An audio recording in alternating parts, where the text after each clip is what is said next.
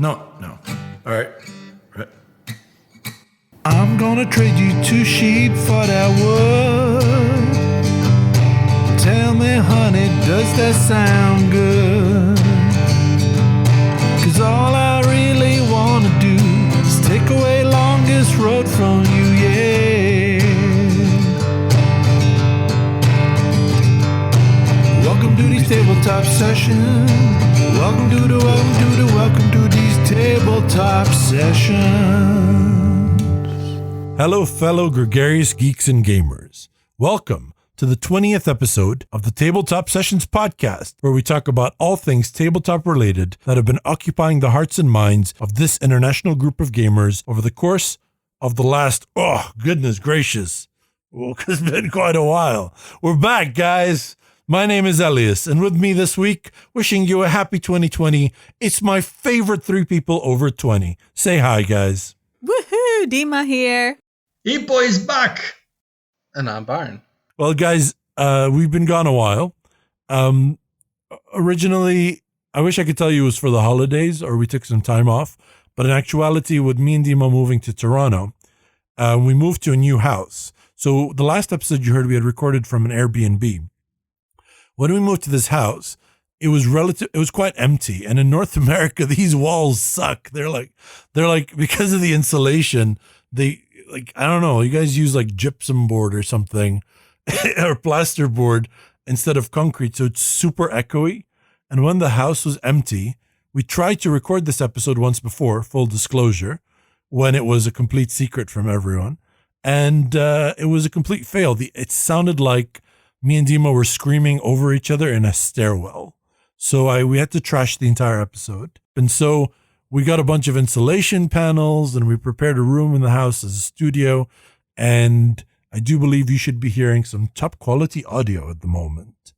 So what happened was we decided for our 20th episode, we wanted to do a top 20 of all time for you guys. So what we did actually was they all submitted their lists to me separately and I compiled it. So it was a reactionary episode, but unfortunately that's already been done. And now they know the top 20. So we can't do a reactionary episode. Instead, we're just going to give you guys our full top 20. We didn't want to give 2020 because that would be top 80 games and you have stuff to do. So what we did, since this is 2020 and episode 20 is the first episode of 2020. So we decided to give you guys our top 20 games of all time. And we made the list by everyone submitting to me a top 50. So we took the top 50s from everybody. We assigned the first position 50 points and the 50th position 1 point. So if my number 1 game would get 50 points, my number 2 game 49, number 3 game 48, and so forth. Then we compiled all the lists together and the games with the most points became our collective top 20 games of all time. So that's how we made the list. And we're going to go through that. Ipo, what do you find so funny? What are you laughing at? It's a top 20 for 2020. Yeah, we did that. And we are recording on 2nd of February of 2020. Oh, you're which right. Is the last day that you can read in reverse for the 21st century. Really? It's a palindrome. It's 0202 2020. So the other way around, it's 0202 2020. Wow. That was my line. Wow. Such a great day for top 20. And it works on American calendar and British calendar. True, because months and days, and Americans have that wrong. So, yeah. Listen, before we start with the top 20, Ipo has an announcement he'd like to make. Ipo, you can tell them you're pregnant. We support you. Yes. So, guys, the Tabletop Sessions and the Tabletop Sessions Society, which means all of our friends, every year so far, we're doing this poll where we are voting the best games of the year. So just for 2019, we were thinking to include our listeners to this poll this year. So the categories will be our favorite games played in 2019 for party games, For Friday games, actually, Friday games was the name of the category when everybody was in Qatar, because Friday is a weekend here. So now we call it just a weekend game, and we describe it as a 3 hours or longer game. The third category is a Tuesday game, because Tuesday, I guess, universally you can just play a short game or shorter games than what would you play in a weekend. And the fourth category is the games released in 2019. And I think that's a very important thing to mention is we don't do just games from 2019. So it's, Ipo said, it's your favorite games played in 2019. So you can pick your favorite games that you played in 2019, as he said, for the 3 categories. And the last category, that's the one exclusive to games that have been released in the last year. You can vote 2 games per category, except for the 2019 released game category, where you can vote just 1 game. Our link to this poll is a very easy link to remember. It's just www.surveymonkey.com/r/9m5296n. Or, as Elias would say, it would be better to have a link in the episode description. Yes, that would be much better. Thank you. We'll have it in the episode description, and we're going to release it all over Twitter, Instagram, everywhere. So make sure you go on there and vote, because we want to factor in everyone's votes this time, since we have a much wider base than we did last year. So it's not just going to be our favorite games, but our listeners' favorite games, and the Tabletop Session Society favorite games, as well as us 4 as the host. Yes, and I'm so excited, and I would like in the next episode to also give some information about the history behind this poll and behind this, maybe, right? Yeah, sure, why not? So we're going to be releasing the results next episode? I mean, yeah, there is a history. I thought the entire history was Ipo likes making Excel sheets. Correction, Ipo loves making Excel sheets. I want to remind you that at some point I had also made a PowerPoint presentation regarding this. That's awards. Right. Oh my goodness. Wow, I remember. And I can share it with our listeners if anybody's interested. Please don't. Your talent with Excel does not cross over to PowerPoint. Your PowerPoint game is weak. And like he expands the pictures, like he pulls them out wide and stretches them like a boomer. Oh, it's bad. Like any other PowerPoint presentation. Made by a 40-plus-year-old person. Exactly. I had worse presentations at my work, okay? Yeah, but back then you didn't have PowerPoint, so it was just hand drawings on cave walls. We were carving, on stones. In cuneiform. Oh my God. So funny because I'm old. Okay. And with the Ipo jokes, you know that we're back. So without much further ado, let's jump into the top 20. We'll touch base again about this top 20, about the Tabletop Session Society Awards at the end of the episode, and we'll follow up in the next episode as well. This top 20 is actually a top 21. But we couldn't say that because it's not 2021, it's 2020. But the problem is the place of 20 was a tie between 2 games. So because of that, we got stuck. So it's top 21. I couldn't just pick one. That wouldn't be fair to either. Plus, I really like both these games. And on this podcast, I am God. So tied for 20th position. Number 20 is Mage Knight, the board game from Vladach Vatel and WizKids, and on the complete opposite end of the spectrum, Three Kingdoms Redux from Capstone Games and Christina Ngzenwei Yeo Keng Liang. Okay, Byron and Ipo, argue it out. Go. 10 seconds. Three Kingdoms Redux is an amazing game for 3 players. It's one of the best games for 3 players.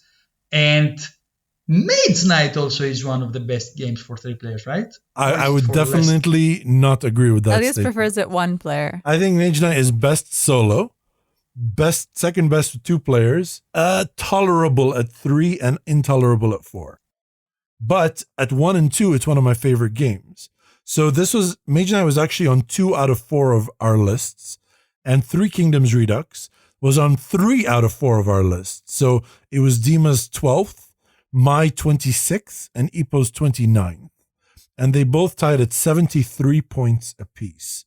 Now, just in case you guys don't know, Mage Knight is a game about being a Mage Knight. He's a level 3 wizard. So basically, you're like a wizard with a sword. And you go around and you kill the orcs and the baddies and the dragons and you storm have fun storming the castle, boys. And You're a wizard, storm the Harry. castle and you get shit done. And that's Mage Knight. It's kind of a sandbox game.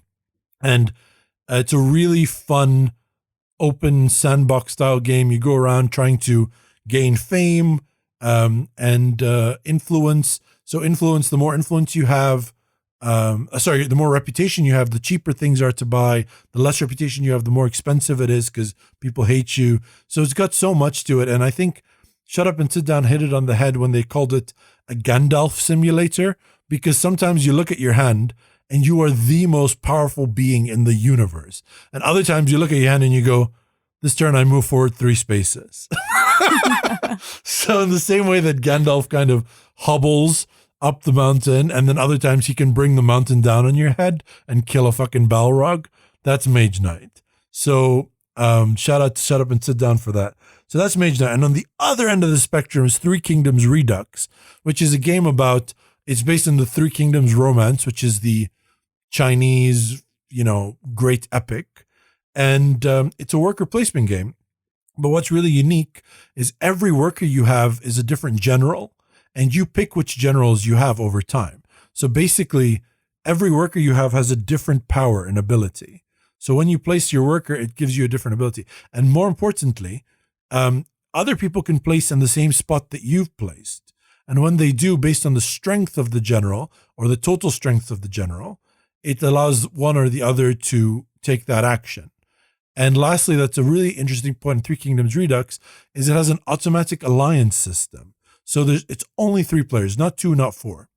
And the people who are in second and third position are automatically allied. And that means on one worker placement spot in that game, you can add your strength together against the third player, which will almost guarantee a win in that location. So you pick a location you really don't want that third player to have.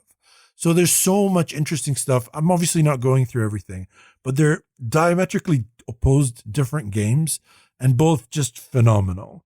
Dima, what do you think about them? First, I'd like to say shout out to Heavy Cardboard for introducing us to Three Kingdoms Redux. Because it's not well advertised in most of the board game community. So if you like medium to heavy games, this is a really well created or designed 3-player game. It's I haven't played Maria, but I heard it's just as good 3 players. I would say Mage Knight, if you want an adventure, you can do it co-op, you can do it against each other. I usually like to do it co-op so that Elias can go defeat the huge dragons that require a bunch of combinations of cards. And then I can go through and get the smaller creatures. It's really fun. You get reputation points. It's a nice adventure to play on a weekend afternoon. And Three Kingdoms Redux it's very fulfilling. So it has a bit of everything, and the interaction between the players is very balanced. I really enjoyed that you don't really feel too threatened at any point in time that 2 people are ganging up against you. And especially that it's automatic. So it's not like people are choosing to gang up on you. Yeah. So it doesn't feel bad. And you feel like you can obviously see that it's the right decision to do for that player. Like it's not like vindictive or you randomly select who to attack this time or things like that. So I would definitely recommend both of these games, and they're so different. And I can't believe they're both at spot 20. And I don't know if I could choose between the two. Well, I did, but definitely both recommended if you haven't tried them. Okay. So, Byron, I believe you haven't played a full game of either, correct? No, so I'm withholding. All right. And Ipo's opinion doesn't matter. So now we move on to number 90. Ipo, go ahead. What do you think? I just wanted to say I feel Three Kingdoms Redux is one of the best 3-player games out there.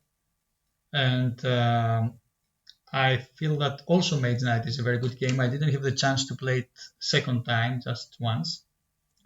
It's funny that Mage Knight is in number 23 in BGG, and Three Kingdoms is in number 886. Wow.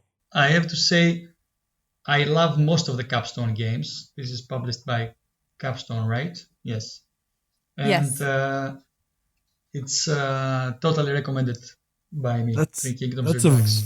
very good point. Yeah. We have at our number 20, the number 23 and the number 886 tied together. Tabletop sessions. Definitely not publicized enough. Well done.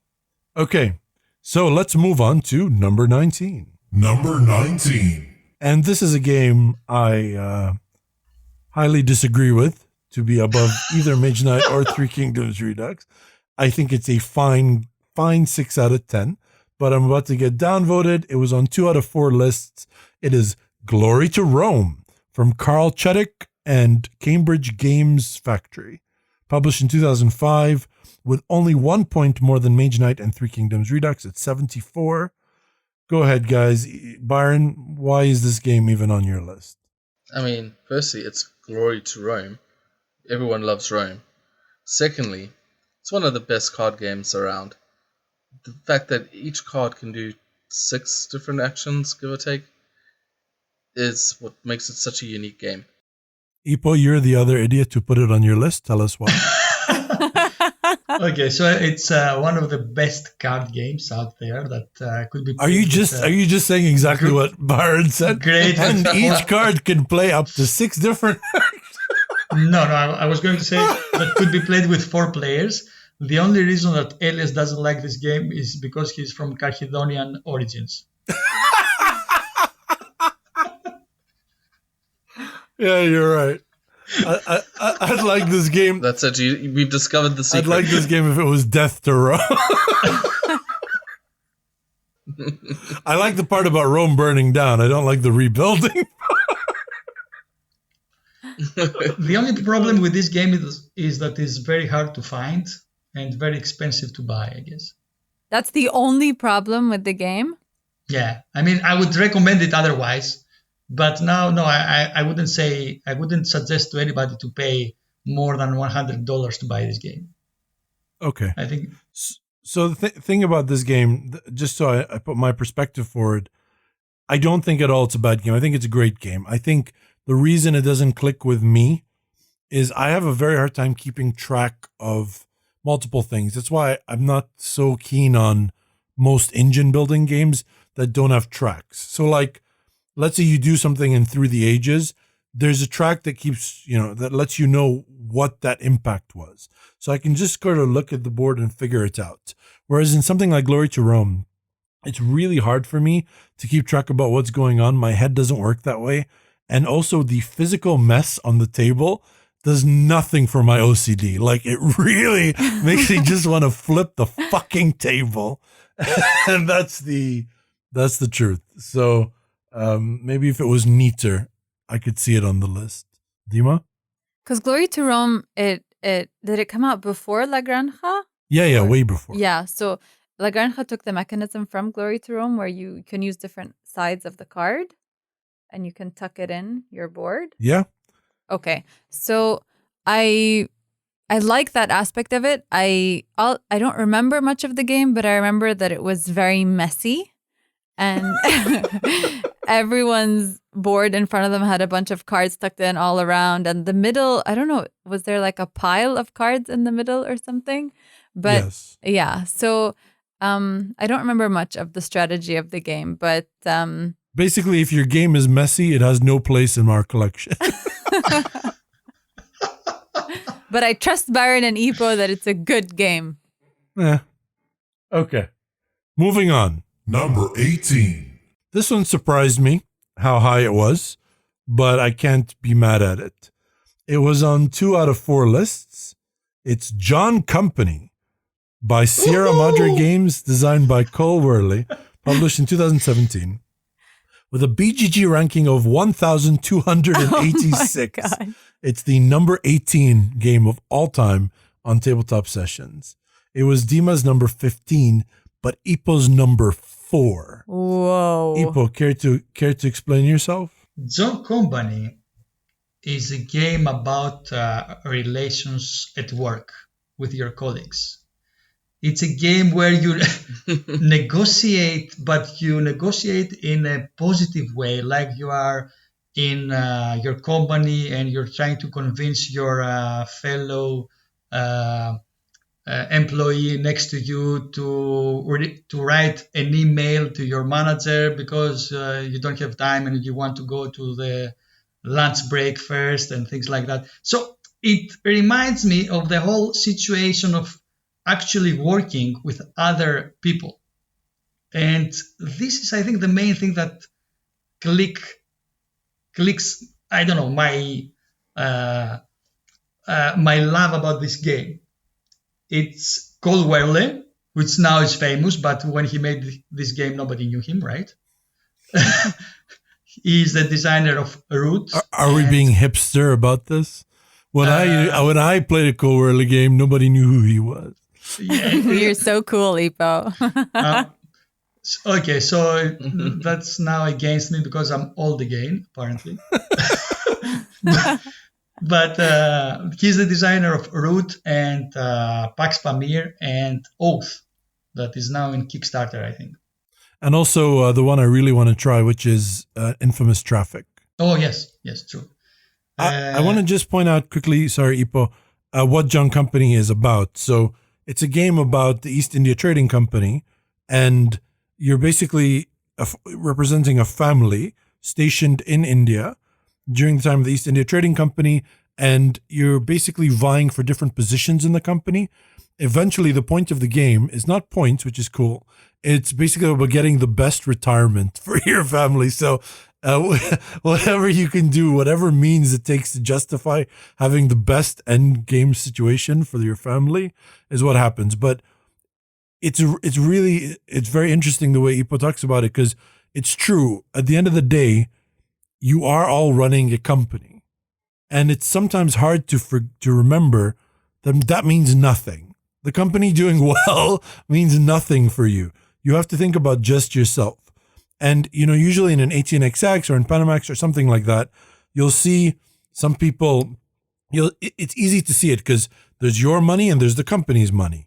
But in this one, it's hard to tell when you're doing well versus when the company's doing well. And that's a really interesting, it's sort of like a precarious balance. And I really enjoyed the game. Plus, I absolutely love the theme.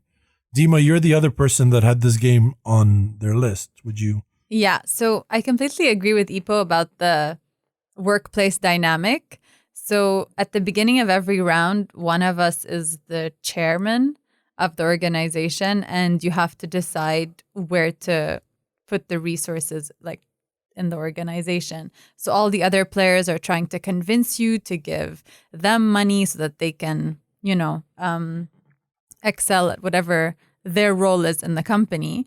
And you have to keep in mind that you want the company to do well, and you want to try and be as fair as possible, because the chairman position does change throughout the game. And you don't want to be too cruel to someone else, because they could then be horrible to you when you're back to being when your family member is an employee and their chairperson or CEO or something like that. So I really like the dynamic of the game, how the players interact. The negotiations could go on for a long time. At the beginning, if your chairperson isn't a decision maker. So it does feel a lot like real life. And I love the manipulation, like people just trying to convince each other to support them and promising to support them back. And you can also give like these promise tokens or something, like to say that like they owe you a favor, but you can also just convince someone to do it for you for free and take your word for it. So it's a really great game if you're into that kind of like relationship or interaction during the game. Definitely. If you're not into negotiations, this is not the game for you. Ipo, any last things to add? I was going to say that it's a unique game, but I was checking our list, and I think all of these top 20 games are unique in a way. So yeah, I will keep that comment. But I agree with you on the uniqueness in terms of interaction. I usually in games it's more like war games and area control where you need to convince each other. But this game it's strange because you're all working for the same company. Exactly. So yeah, that is unique about it. And you need to be positive because even if you don't agree at some point with some other player, you know that you're going to need this guy in the next round. Yes. Yes. So you need to be polite. You're going to live with this guy. It's amazing. Fantastic. That was John Company, our number 18 game of all time. Number 17. This was an absolute shock to me. I know I keep saying that, but I was so happy this was on the list. It's Feudum by Mark Swanson and Oddbird Games, came out in 2017 and is the 680th ranked game on Board Game Geek. Are you starting to see a trend with our list? It was on 3 out of 4 of our lists. And when it first came out, Dima, Ipo, and I, and Ipo's wife, Lena, we could not stop playing this. Like, we wanted to play this every day. It was such a great game. And it's heavy. It took me a long time to get brave enough to actually learn to teach this and so on. And it's a very hard game to learn and to teach. But it's not a hard game to play. Once you play the game, there's so much to it. There's a lot of action. See, that's the problem. But the elegance of the game, it's completely gorgeous. It's a theme where you're in this strange land and you're basically trying to establish your feudum in this sort of bizarre Baroque world with monsters and sea serpents and saltpeter and sulfur. And basically, you're going around doing things, you're moving around, establishing feudums. You have different characters on the board that you can bring in, engineers, monks, and so on. And they let you do different things. And then you play these cards, and each card has multiple actions on them, and you can do all sorts of different things. The main beauty in this game is there are these 6 guilds that surround the board. And over the course of the game, you will gain rank in these guilds. So either be the master of the guild, the journeyman, or basically just a couple of positions at the top. But these 2 positions are very important because position matters. So the master of the guild can pull materials from the guild before it in a clockwise orientation into its guild, which does something different. Whereas the journeyman can push resources into the next guild clockwise, which does something completely different as well. So that interaction of the guild, that is a completely unique game I've never seen. The theme is completely unique. It's really fun. And most importantly, I stole Dima's submarine and stranded her on an island. I did not see that coming. So that's cool. You can also just kill off your guy and respawn them, but it's very costly. I want to say, I think Byron would love this game, and Feudum would be even higher if Byron had played it. I agree. That's true. And I would also like to say that when I first saw the box of this game, I was thinking, okay, this is so pretty. There's no way this is a good game. These guys, they focused on being a very beautiful game with great pieces. I think they were in Kickstarter, right? That's right, yes. So that was one more argument against the game. I was thinking, okay, yeah, they were trying to sell. No, this is an amazing game, though. I wouldn't expect that. It's heavy, but not too heavy to repel other people from playing it. And at the same time, you just want to play it again when you're over. So I don't know. I have only good words about this game. Yeah, I think we played it, 2 days in a row or something. It's just that the explanation took about 2 hours because there are over 60 different actions you can do. So for Elias to get through them, that was rough. But the game is really, really wonderful. The push and pull mechanism that Elias was talking about, it goes in clockwise or anti-clockwise motion, let's say. So for example, I was master of a guild that was right after Ipo's guild, and Ipo decided not to do anything with his guild, and so I wasn't getting the resources I needed to move my guild forward. And it's really nice. So the whole game I was sort of bullying Ipo and telling him he was ruining my strategy and that he should do something with his guild, and it's really fun. And then there are little anecdotes here and there. So. I wanted to say that having Elias playing a long game for 2 days in a row is pretty awesome. It rarely happens. Yeah. And I would like for him to give us a list of the games he has played for the next episode. 2 days in a row.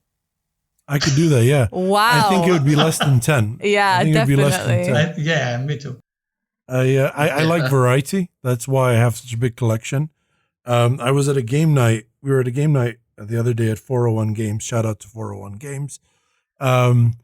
Basically, they were I was playing with a guy, and the guy was like, "You have over 200 games. Like, I have 50, and I'm trying to bring it down to less than that because I like to cycle through my entire collection at least every 3 months." And I was thinking, "Fuck, that sounds boring." So I like to pick up a game and say, I haven't played this in a year and a half.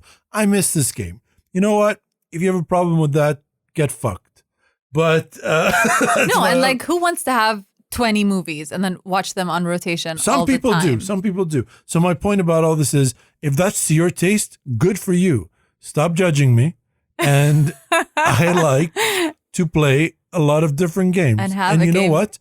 Like, for example, the last time we were at the game night, we played Irish Gauge twice in a row. Oh. And I really enjoyed it because I saw how different such a simple game could be from game to game. But I'd rather not have done that. Like, I really had a good time. But I really would rather have played something else because I won the first game because I was super into it.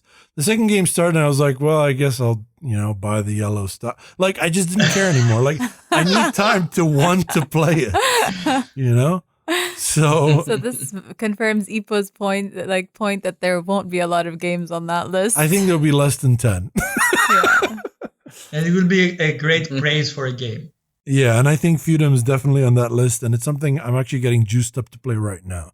So that was your number 17 with 89 points in total on 3 out of 4 of our lists. Number 17, Feudum. Number 16. Coming in at number 16, a game released quite a while ago in 2012. I mean, that's 8 years ago. On 2 of our lists, Elias and Ipo. What a surprise. It's Pax for Feriana. But super high on 2 of our lists. I mean, it's my second and Ipo's 9th of all time. And ranked 448th on Board Game Geek. I was going to ask, why isn't it in Byron's list? was in my list, but just much lower down. I've only played it once, to be fair. Oh, yes. I should say Byron gave me a top 200. Whoa, Oh, overkill. okay. I literally in hindsight, I went 51, 200, delete. won't do that again. Well, at least now you know, Byron. Pax You know what your top 200 games are. Pax Porfiriana All the effort I put in. is a game about vying for power under Porfirio Diaz. So he was a dictator in Mexico in the early parts of the 20th century. And you're sort of in the northern part of Mexico on the border of the United States, mostly Chihuahua and Sonora, and in the southern U.S. And you're basically a person who's either a revolutionary or someone in power, and you're trying to open businesses, have allies, do all sorts of things, build militias to control businesses, close down other people's businesses, gain sympathy, whatever it takes to succeed Porfirio Diaz after the Porfirian peace is over and Porfirio Diaz is gone. Now, the cool thing about the game is there are 4 ways, which most PAX games have. There are 4 ways in which to do that. It's very thematic in Pax Porfiriana because you can do it either by loyalty. So basically he selects you as his successor. You can do it through anarchy and having a revolution. You can do it through military control and imposing martial law. Or you can do it through a U.S. intervention. So gaining enough outrage that the U.S. comes in and secedes the northern part of Mexico and puts you in charge of it. So that's a really cool game. And it's super interactive. It's currently my favorite PAX game, considering it's my number 2 game of all time. And just absolutely stunning game. One of my favorites, Pax Porfiriana. Ippo, what are your thoughts? I wanted to say that I said before that Glory to Rome is the best card game. I was thinking, yeah, but Pax Porfiriana is even higher in my list. Well, I don't consider it a card game in the classical way. It's a card game in the way that Through the Ages is a card game. Exactly. So there are cards that help you play this game, but there are so many ways to reach points and try to win the game. And the theme is amazing. And as Elias described, you can win in so many ways by manipulating the political situation, and it feels real. I mean, some years ago, I was thinking that themes come second in my rating of games, but sometimes when this magic happens and the theme matches the design, it's amazing. And I think this was a very fortunate time for Sierra Madre games. Pax Porfiriana is amazing. Byron? I think I played it once, and I had a lot of fun playing it that one time. It's definitely a game. If someone said, "Oh, do you want to play PAX again?" I'll be like, "Oh yeah." The mechanics were just interesting enough that I feel it needs a deeper dive to play it again. And it really gets me excited thinking about it. Sure. No, I've played it. I think 8 or 9 times now because I played it solo a bunch of times, which helped, and lost all the time. Because a very interesting thing about Pax Porfiriana is the concept of the tripartite. So when you win, you have to defeat what is called the tripartite opposition, which is a certain fixed amount of points which represent Porfirio Diaz himself, and then 2 other players, the ones that, let's say you're trying to win in anarchy, specifically in revolution in anarchy. The people who have the 2 lowest points in anarchy ally with Porfirio Diaz, so you add up their points plus a fixed amount for Porfirio Diaz, and if you have more than that, you win the game. So if somebody's been ignoring anarchy, and you're like, well, I could just sneak in because that guy has 0 points, which adds nothing to the tripartite. Well, that person could realize it and just pick up a single anarchy point, and now your whole fucking strategy is thrown off whack. So there's a lot in the game, and it's really I love that flexible moving end condition of PAX games, and this one has a really good example of that. Okay, that was number 16, Pax Porfiriana. Number 15. Coming in at 15, which is quite a surprise by how low it is, a game released originally in 2012 by Z-Man Games, currently sitting 13th on BGG, is Terra Mystica. Yeah, this is way too low. So we still rank 2 spots behind BGG, so that's not bad. I do want to say all 4 of us, this is the first game on the list that all 4 of us put on our top 50. It was my 9th, Ipo's 27th, Dima's 31st, and Byron's 44th. So basically it's Dima and Byron's fault that this isn't higher up on the list. It used to be one of my favorite games, top 5, when I was first introduced to heavy Euros. But over time, I just started feeling like the different factions are just not, it's not a very balanced game. Some of them are extremely difficult to expand with, and some of them are very overpowered. So I just, over time, playing it extremely often, maybe. That shouldn't impact your decision for 2 reasons. One, officially people have gone and created handicap systems for every single race, which means if you do feel that way, we can use those handicap systems to start with less or more points to adjust for that. Secondly, selecting the right faction to counter another faction, for me, is very much part of the game.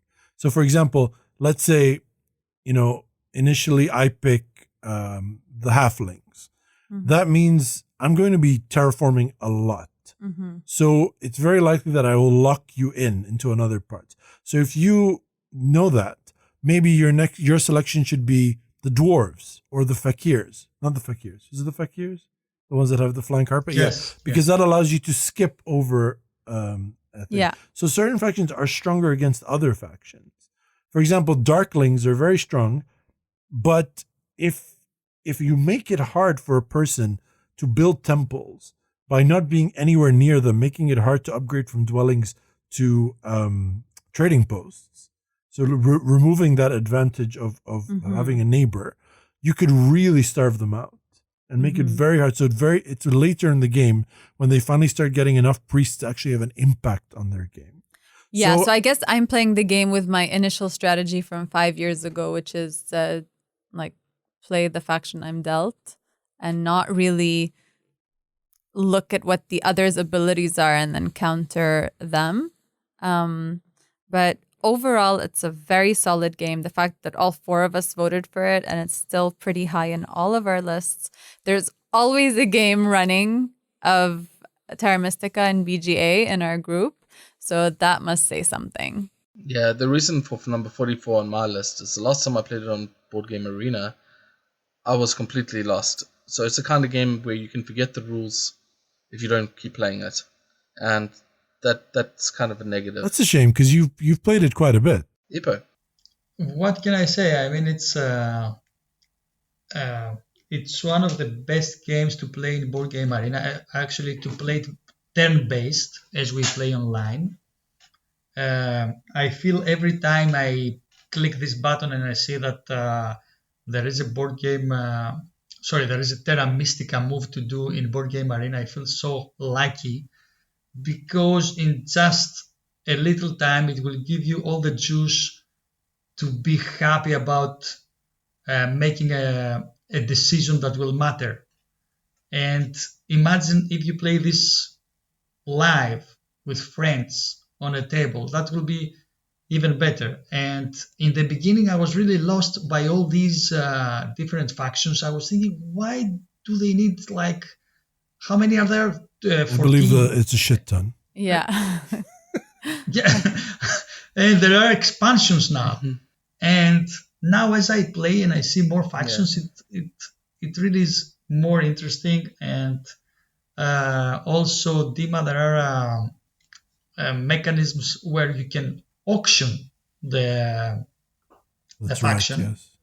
So, yeah, but of course you need 4 players that know all the factions and the advantages and disadvantages of each one of them in order to... Yeah, so basically you start the game with 20 points, right? So you can auction some of those points off to gain a faction. So Darklings come up. How much are you willing to pay from your points to get them? Oh, wow. Yeah. Next time we can do that. Okay, sounds good. So Let's spice it up. I didn't know it was bothering Dima. I should say Terra Mystica, if you don't know what it is, it's a game of area control with different factions where you're trying to, each faction can only build on a certain kind of land. So you terraform the lands around you to match the kind of land that you want, whether that's swamp or desert or whatever it is. And then you're allowed to build on it. You upgrade those buildings. You get priests. You go up cult tracks. It's a Euro game. There's not much theme, but it's a really, really fantastic. I would consider it in the pantheon of Euro games as far as how good a Euro game could be. And for me, it's very special because it's very special to me because it's the first real Euro game I played, heavier Euro game that made me say, oh, wow, like, I think this is my favorite game. And it made me realize that everything I'd played before that, which were things like Catan and, Ticket to Ride and games like that, it made me all of a sudden realize, like, okay, I was doing one thing and now I'm doing another thing.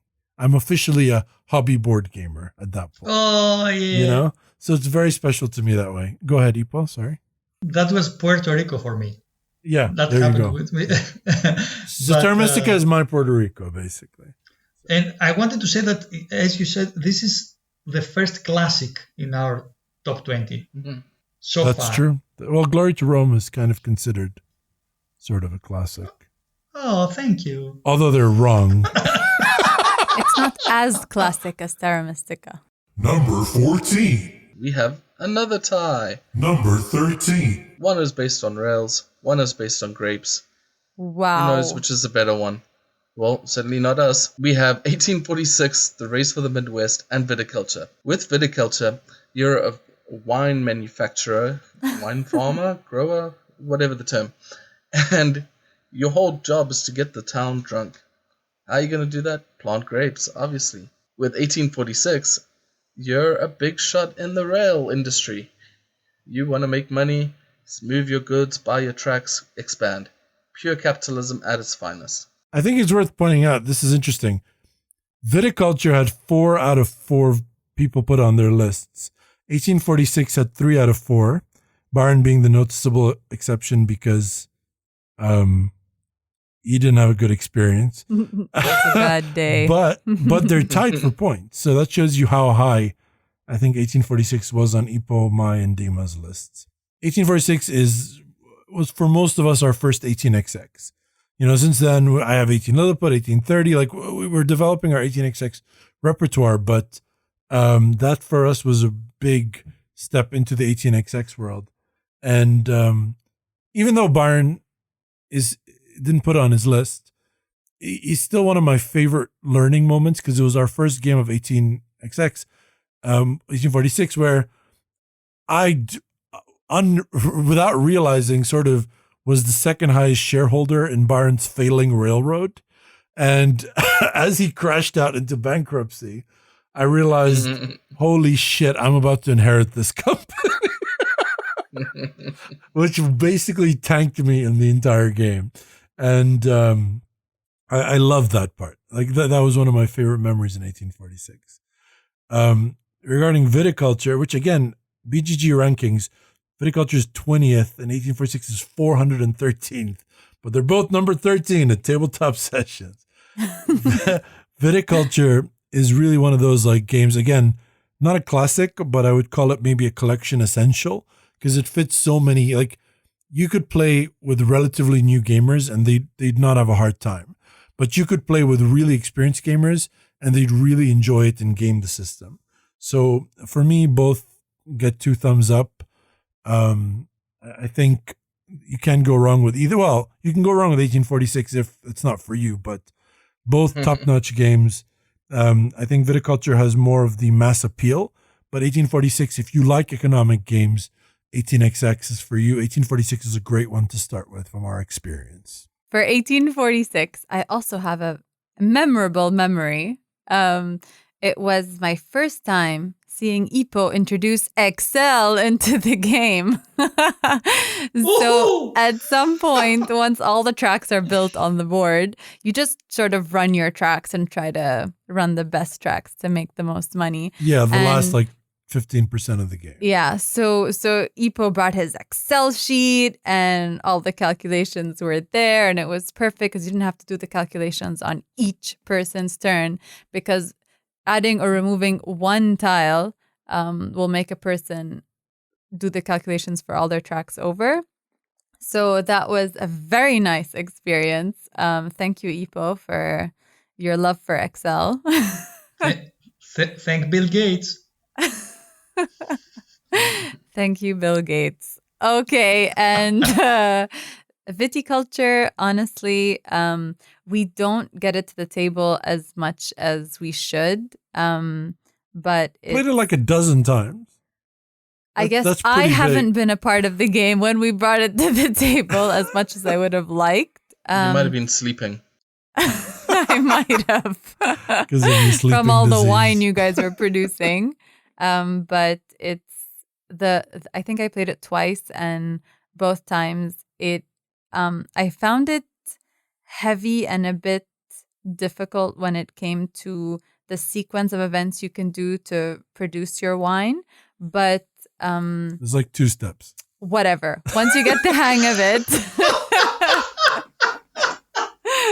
This is the same person that told me Great Western Trail was a light game. I don't know, because my things kept rotting. I don't know. Whatever. It was just maybe it wasn't a The good word night. is Maybe not rotting. The word is aging. okay. So my wine was aging too much apparently, and either way, it was a great experience. Maybe I played it on a night where I was sleepy, so 90% of my nights, but very, very recommended. So I wanted to say that when before I said that most of our games in our top 20 are unique, I checked these two, and these two are not unique. Viticulture is a worker placement game. You can find many worker placement games out there. 1846 is another 18xx games. But still, these are two amazing games. I remember when I played Viticulture last time in the tabletop sessions, what was it? Convention, the 24 hours marathon of games. And of all these games we played that day, I still remember with great joy Viticulture. It was so smooth. Everybody was happy. It made everybody wanted bro. Because it was the first. wine. It was the first game you played at the convention. That's why it was so happy. Because it was at hour 0. At hour 22, you're not going to be happy even if you play viticulture. Everybody wanted a glass of wine to play, and seriously, I mean, I had a great time. At the same time, 1846 is a special case, as everybody that has played the 18xx games know. As Byron says, it's capitalism at its best. And it's the only game I remember that I have stolen from Elias and played it 3 times in a week with Basil and Ricardo. There was a trend about this game. I mean, Ricardo and Basil keep asking me. Okay, they were saying, okay, don't give it back to Elias. Let's play it again. I was saying, but we played like twice this weekend. And they were saying, okay, let's play it on Tuesday, Wednesday, whatever. So it's a game that it's like a drug. I mean, you need some time to get out of it. Sorry, the snippet for this episode. It's like a drug. You need some time to get out of it. As most of us drug addicts know, it's like that. I mean, it's so nice when it happens, but at the same time, I always remember what Dima said before, that when a tile changes in your row of in your rail, you need to recalculate again every single tile, and that will take maybe in the last rounds like 5 minutes, and this is a lot of time. So there is that problem with 18xx games. For sure. I think if the last 10% of the game was as fun as the first 90%, I think games like this would be definitely in the top 5. But Yeah. if this is taken as a representation of 18xx, then yes, in the last 15%, you're almost at peak railroad.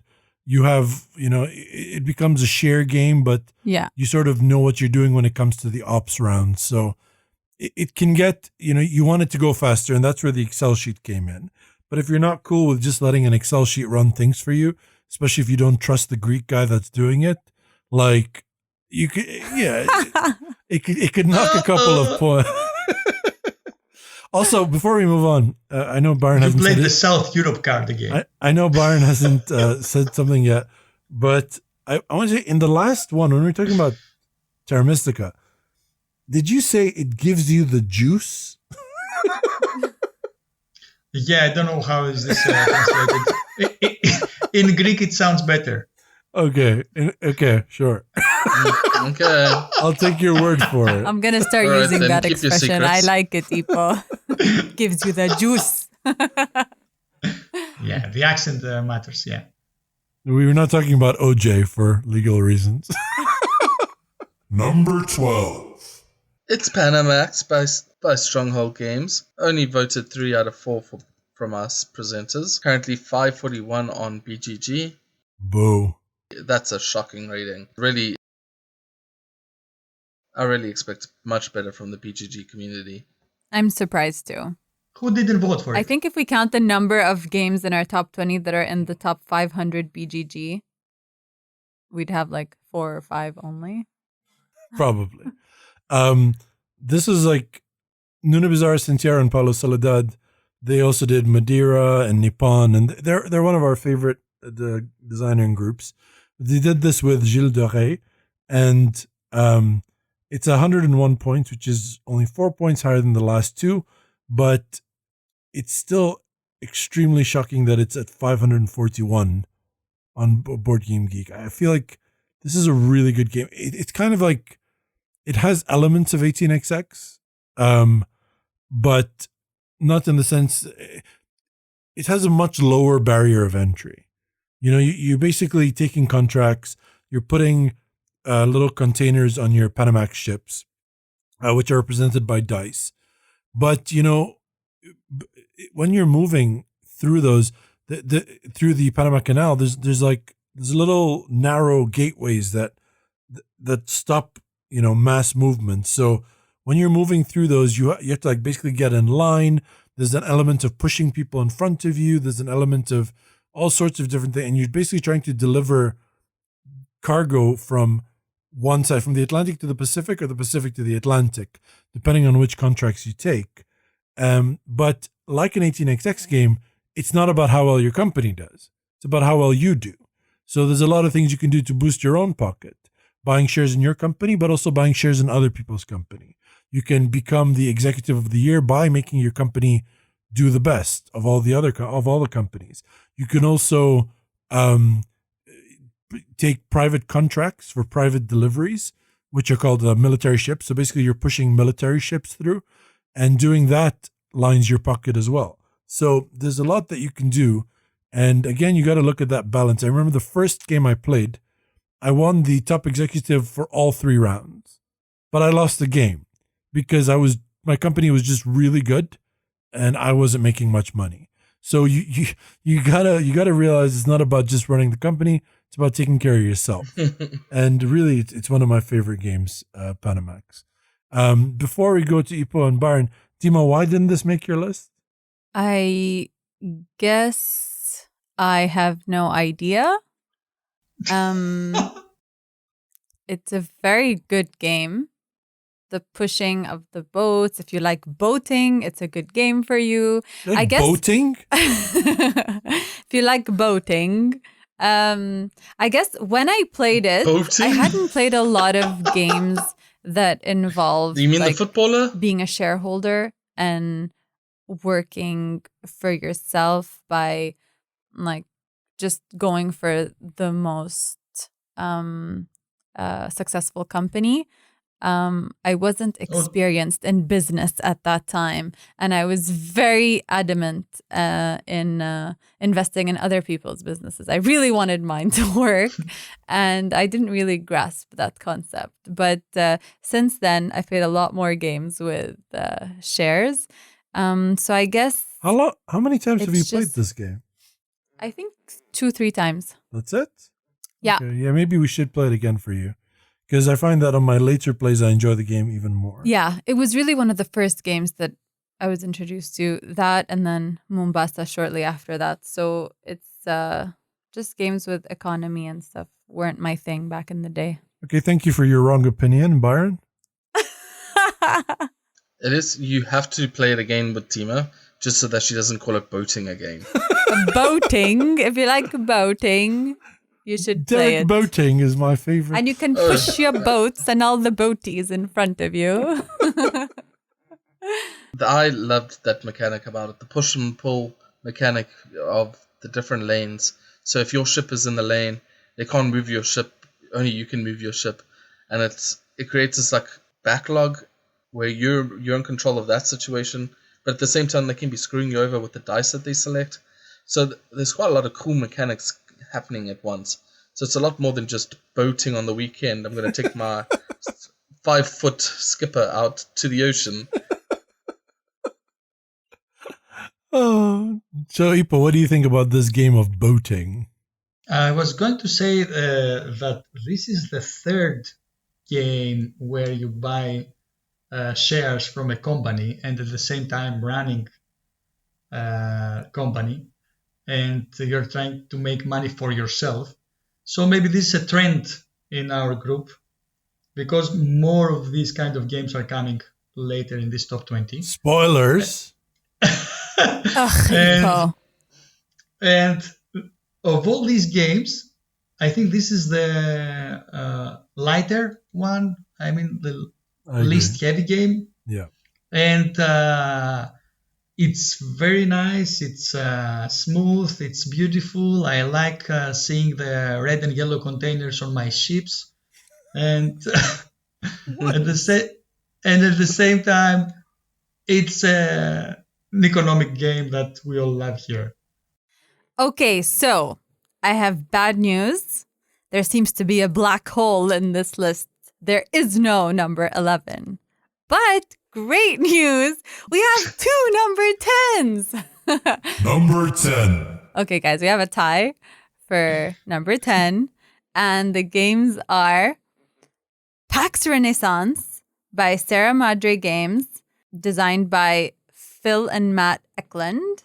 And on the complete opposite of the spectrum, we have Twilight Imperium, designed by Fancy Flight Games, published by Fancy Flight Games, designed by Christian Peterson. And in case you haven't played Twilight Imperium, it's an epic space saga. There's battles, area control. We haven't been able to play it in less than 12 hours, but we've recently met 2 people at our last game night here who have played the game in 6 hours. I don't know how they did it, but they said that they've been playing it for like They don't 4 or 5. argue during the political phase, which means they're playing the game wrong. And they weren't accusing each other of having no morals or ethics, or so it Clearly no secret smoke break meetings. Which is the most important. exactly. I think they missed the point of the game. And then we have Pax Renaissance, where Elias has explained before, you are bankers in the Renaissance and you're one of the families. You're investing in political, religious activities to make the Europe of your dreams. So you're kind of manipulating the board and... You're investing in war. Okay, and you're religious wars, right? Not just Not both. yeah. The best kind. Okay. All So- Any kinds of kind. war. All kind. We don't. Yeah. We don't discriminate. Oh yeah, because like you can assassinate the other person's leader, person, whatever. What Ipo did to you, right, baby? Ow. I absolutely love that these 2 games are tied because here's the thing. They're perfect examples of two completely opposite things. They are both very heavy games. One of them is heavy and yet incredibly elegant in the time it takes and the amount of table space it takes, and just basically with the fewest possible amount, like minutes and components, you get so much depth. And the other one is heavy because they throw everything and the kitchen sink at you, and you need a 12-person table just to play a 6-player game. So they're complete opposites in that regard. But at the end of the day, you have a similar thing, which is a heavy game. I think both of these were on 3 out of 4 of our lists. For PAX Renaissance, it was not on Byron's because he's not played it. Twilight Imperium was not on Epos because he doesn't like it. But if you look at it, on BGG, they're ranked 7th, Twilight Imperium, and 551st, PAX Renaissance, which is crazy. But both of them are 10th on our list. Yep. So I'm just gonna run quickly because I've been talking a lot. But Twilight Imperium, it's a completely shit design. Like, it's awful, and I love it. And the reason I love it so much is because it's so epic in its scope. It would not be as good as if it was streamlined. It has to be clunky. It has to take fucking forever to move one space. It has to be massive fleets crashing into you. You have to argue for 45 minutes, and Basil says you have no moral fiber to Ipo during the argument because he's been backstabbed. Well, he believes he's been backstabbed.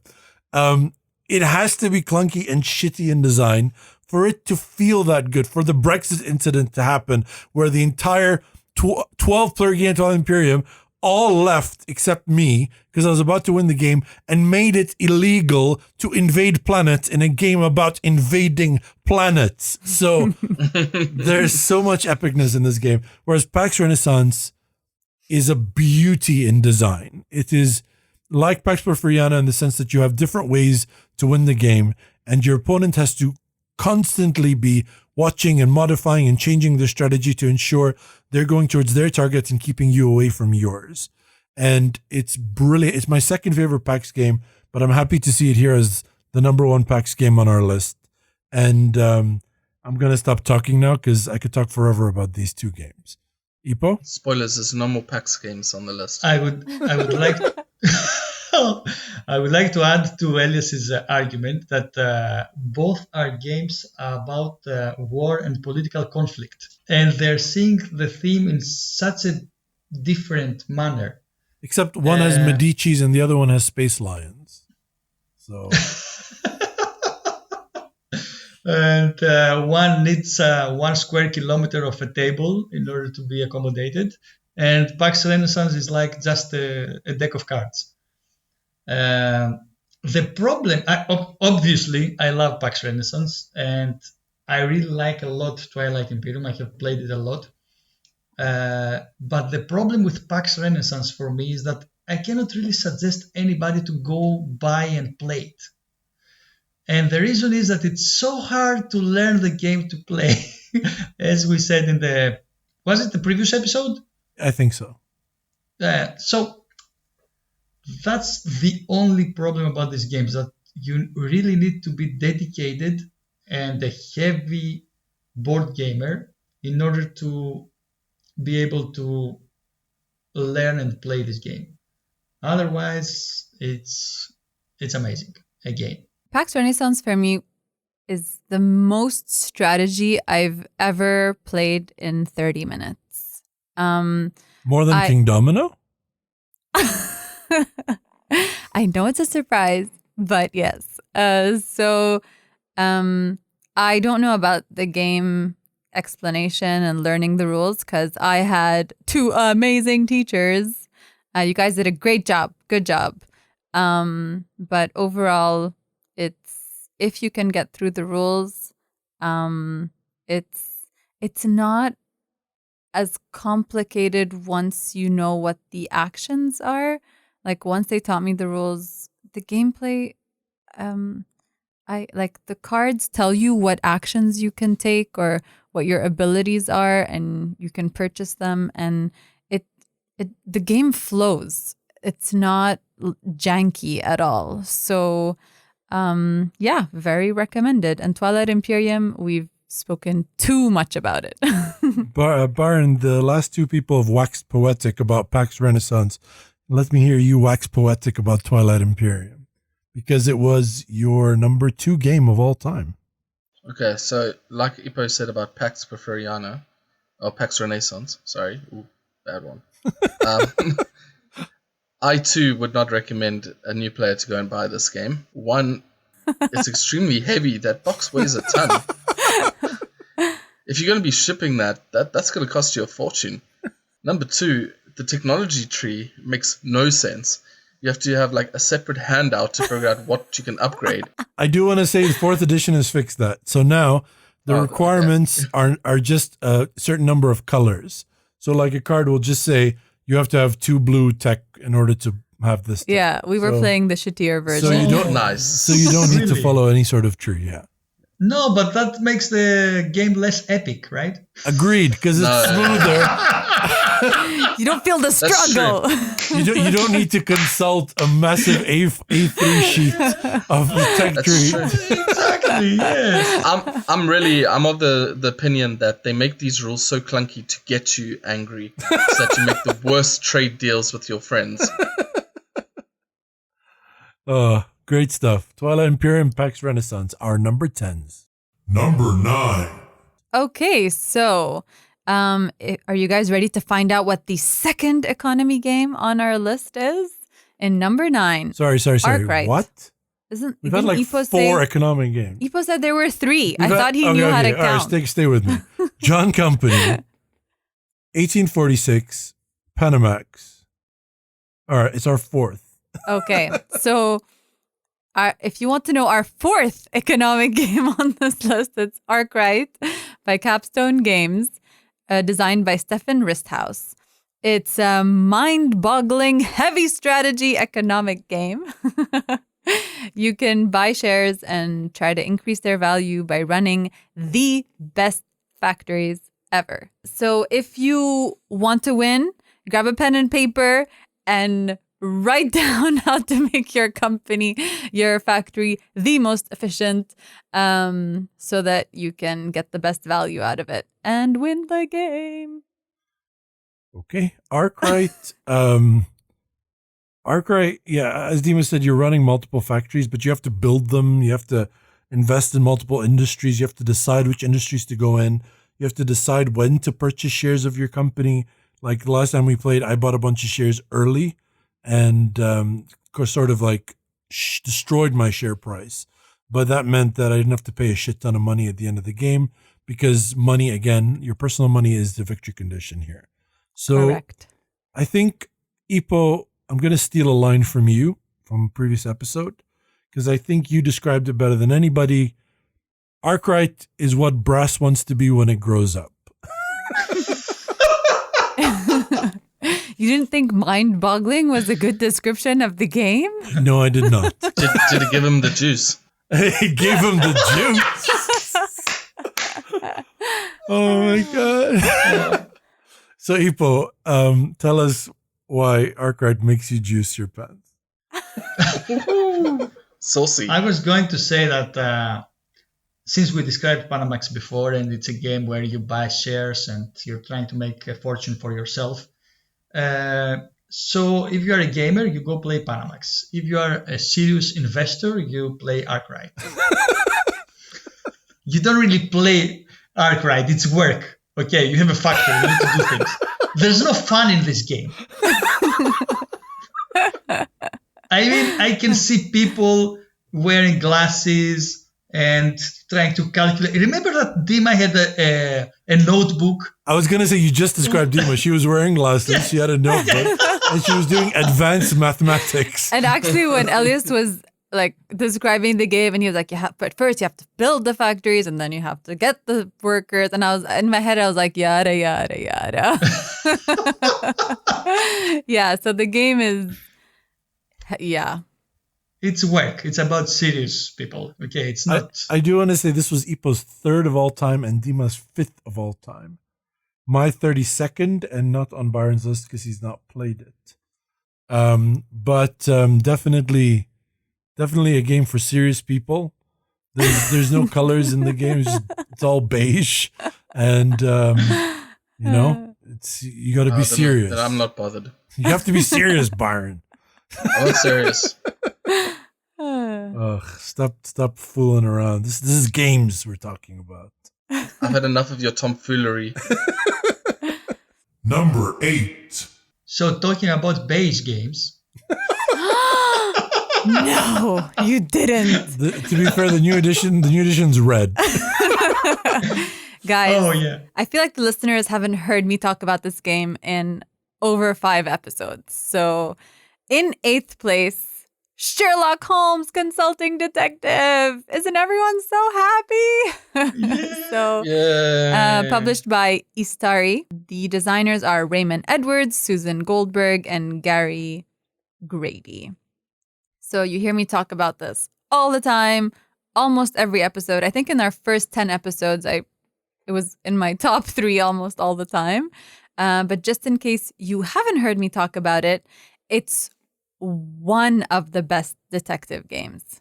I don't know if you guys heard that, but I said one of. Can you imagine? Actually, since we've been playing detective recently, it's been coming up my list of detective storytelling games. Yeah, it's right up there with Sherlock. So if you'd like to solve crime over some wine, maybe fall asleep and have the other people solve the mystery, this is the game for you. If it wasn't clear, this is Dima's number 1, Ipo's number 10, and my 24th. It did not make Byron's top 50. Sherlock Holmes Consulting Detective is an experience. If you have Ipo, he's really good at using the address book. Yeah. And that's it. He loves the address If you have Dima, she'll go down random tracks that have nothing to do with the actual clue. And between the two of them, you just got to sit there and solve the whole fucking thing by yourself. It's a great experience. And then in the end, Elias can tell you the whole story. Sure. But it is a great game. I really like it. Ipo? it's the best game if you don't have a table. It's the best game that you can have and sit on a couch and have a glass of wine and discuss with your friends and argue about how to solve this puzzle. And in the end, I'm going to be the one that knows what happens. And the other two will still argue against it. But On whether we should follow the dog or not. How random. Ipo, you're not going to know what happened, but you're going to know where it happened. Because you're basically a glorified address book. exactly. Number 7. Guys, anyone hungry? Yes. I am very... Actually, you have 2 options. You can either get really good food, burgers, pizza, drinks, or go to war in the Renaissance era. So Can I take option 1? it is during the reign of Elizabeth I and Philip II, basically the mid-1500s.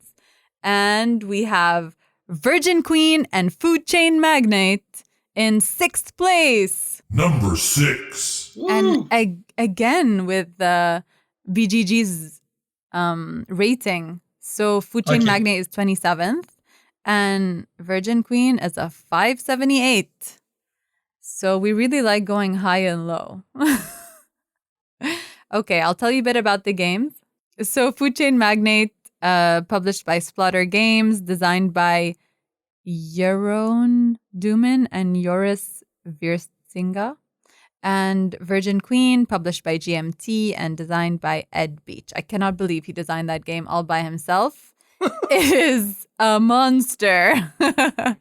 So, Food Chain Magnate, for those of you that haven't played it, it's a game where you market soft drinks, burgers, pizzas, and you own your own business and you micromanage the out of it. So you hire people, you fire people, you decide what you're going to do to get people to buy the products you need them to buy, and it's very cool. And then in Virgin Queen, if you can get through it in one sitting, you've done a great job. But we played, I think we played 2 turns in 6 hours or something. It's a really good, well-designed, like heavy strategy game of political, religious wars. And you can be England or the Protestants that are trying to break through, and you can be Spain, Turkey. Oh no, the Ottomans, sorry. And Dima, may I repeat what you said? You said we played 2 rounds in 6 hours, and it's a very well-designed game. did I say well-designed? Okay, to be fair, that's on you guys. I've played the game 3 times, okay? And it does not take 12 hours. I guess we're a bit slow. To play 2 turns. in the head, we're slow. Let me start because I'm the one that didn't vote for this game. Okay, I want to say that I like this game. I really like it. And if you're trying to find something epic, as Elia said before, for Twilight Imperium, I would certainly prefer Virgin Queen over Twilight Imperium. Virgin Queen is really epic, and for me it makes sense. While Twilight Imperium, no.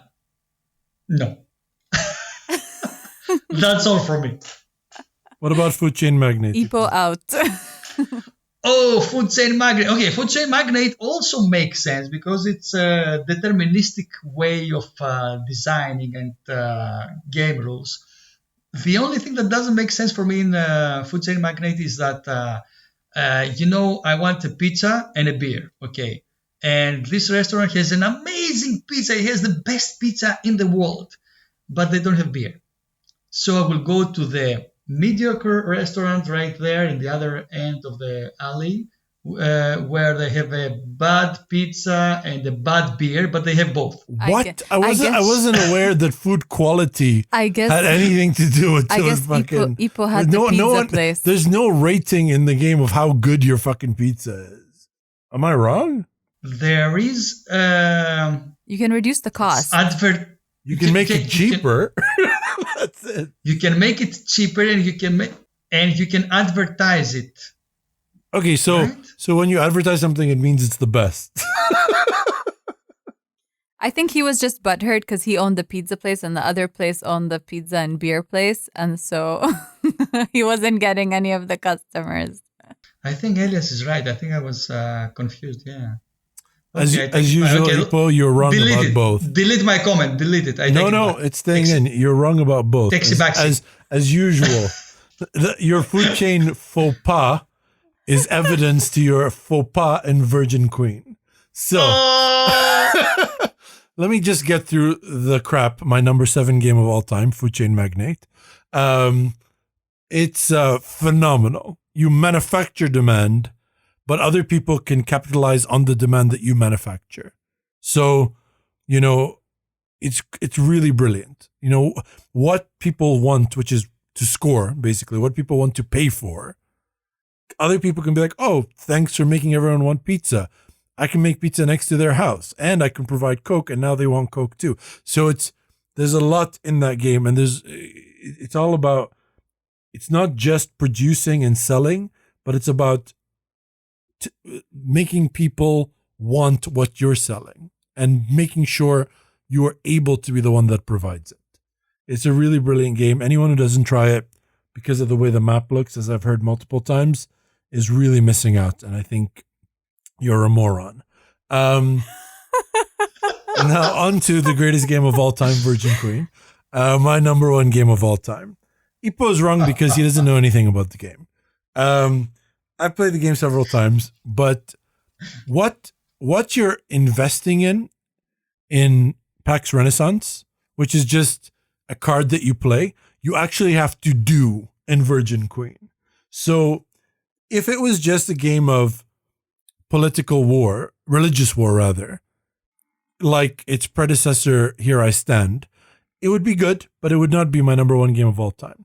What makes Virgin Queen majestic is that Virgin Queen, you can convert people to Protestantism, convert them back to Catholicism. You can uprise against the government. You can create fleets of ships and go to war between England and Spain. The Spanish fleet can go to the Americas and bring the treasure back. And while you're doing that, the English sea dogs can hit them and pirate that treasure. All the while the Ottomans are pirating up and down the Barbary Coast and in North Africa. You can go and establish things. You can circumnavigate the world. You can patronize artists and scientists to create things that will bring your country prestige. And you can create marriages. You can marry princesses and princes. You can stab them and kill them and then blame another country. You can oh my goodness. It is the most wonderful experience. If you care at all, I won't say that if you're into sci-fi and fantasy, you should play this only. I love sci-fi and fantasy. I also love the Age of Exploration. I also love pre-Renaissance period. And I also love the wars of religion in Europe at the time. And goddamn, it is a piece of art when it comes to that. Byron? Hello.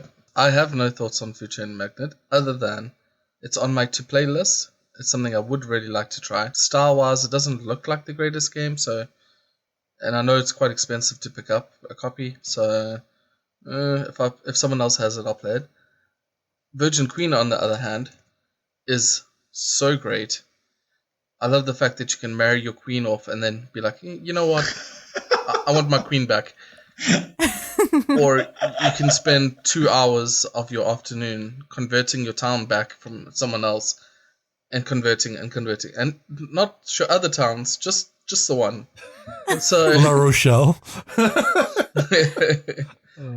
so in that aspect, Virgin Queen takes it for me over Twilight Imperium. And it was your number 4. Wow. But that's because Twilight I can play with newer gamers. Virgin Queen I can only play with. Yeah, you do have to make sure that the people are willing to read quite a lot. That was the problem we had when I tried to play with these guys. Is not everyone was willing to put in the time to read all the rules and such. So it was very clunky in the beginning, which is just to be expected. Mm-hmm. But it's not that complicated. At its core, it's just a card-driven game. At its core, you play a card either for the points to do operations or for the event. That's it.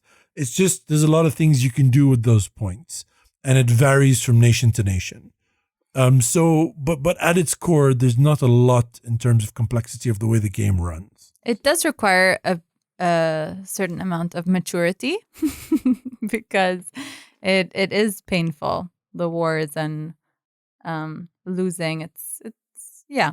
So War be is mature. Number 5. But, there are many games about knights and queens and kings during the medieval ages.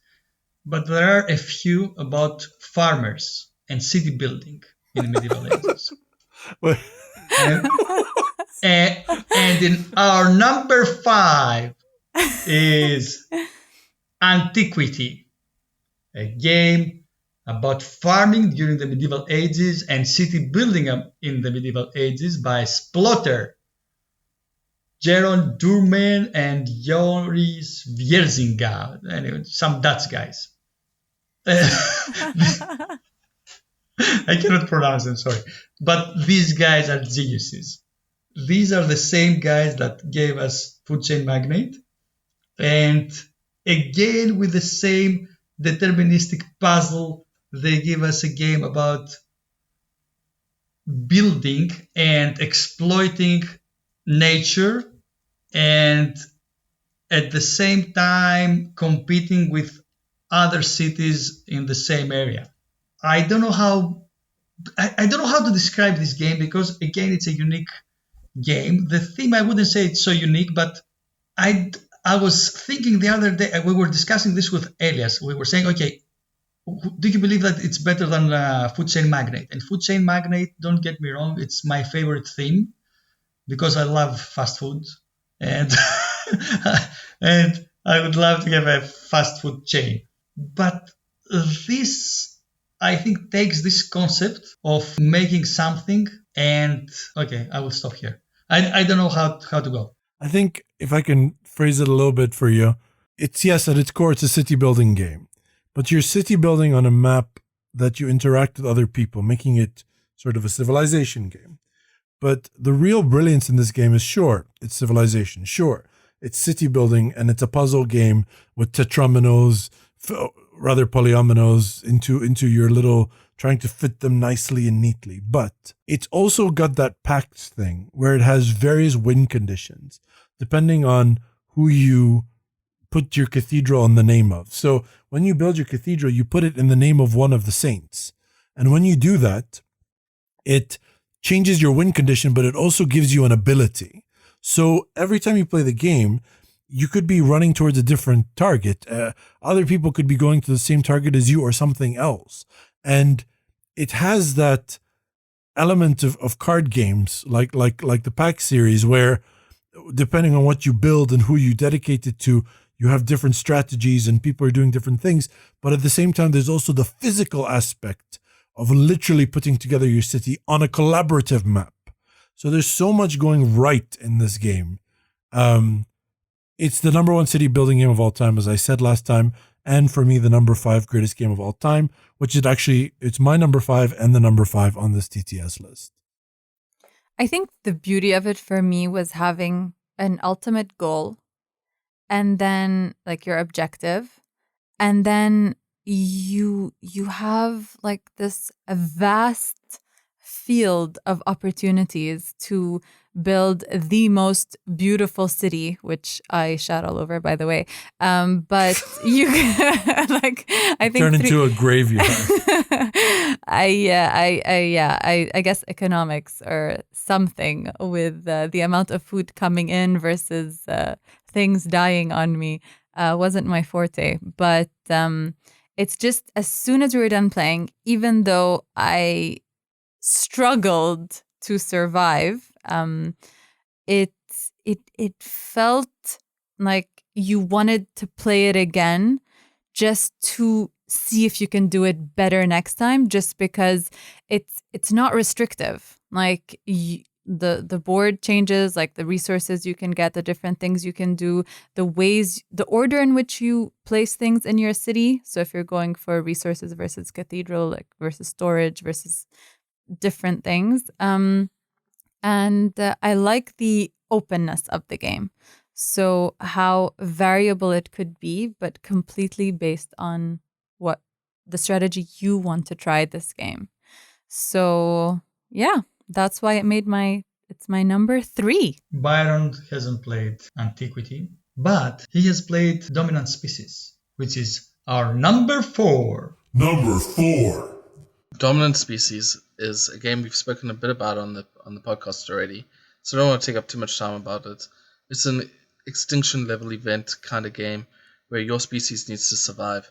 With that comes a lot of backstabbing, betrayal, and ruined friendships. And I love it. I think it would have been higher on the list if Dima wasn't such a poor loser. More than likely. So butthurt. Yeah. She almost flipped the board after 6 hours of play last time we played. I remember Basil nagging for 6 hours, and But end, that's every game. That's every game. But in this Seriously, why do we game, play with that guy? I thought it was a successful way of negotiations for him in this game. Yeah, because you he feel won. pity for him. Or you just do it so you can shut the fuck up. It was number 2, Barnes number 7, and my number 10. That's some high stats right there. And I have said that in a 3 games collection, I think one of my games should be Dominant Species. And it's probably the one I agreed with the most. I think that was a very good pick for a 3-game collection. It combines the area control element and the worker placement element, and it does this so well that I think it dominates this sex this group of games that are about area control and worker placement. Oh my god. I only have one thing to say about the game. It gives me the juice. Oh. And one last thing to say about the game is the designer is Chad Jensen, that left this world in 2019, and we will certainly remember him just by this amazing game. Every time the Dima throws a fit during Dominant Species, we'll remember Chad Jensen. Thank you for all you did, sir. I'll be better. I'll be better. Number 3. So, moving on to another game of stakeholders, shares, and capitalism. Wildcatters. It's a game that was voted by all 4 of us. As I said, it's a game where you're just trying to make money by buying shares of companies in the oil and gas industry. And you're trying also to transfer the oil to Antarctica. Or is this just what I remember from the game? No, you're not trying to transfer any oil to Antarctica, man. That's what I remember. I mean, I remember I was transferring. You've played it like oil 5 times at least. What do you mean you're transferring the oil to Antarctica? Okay, or to Siberia or any area of the world. But I remember I had like a oil refinery in Antarctica, and I made a lot of money by it. No. No, No. You might have had one in Europe. I remember going south. Africa? Okay, maybe Australia. No, I don't think so.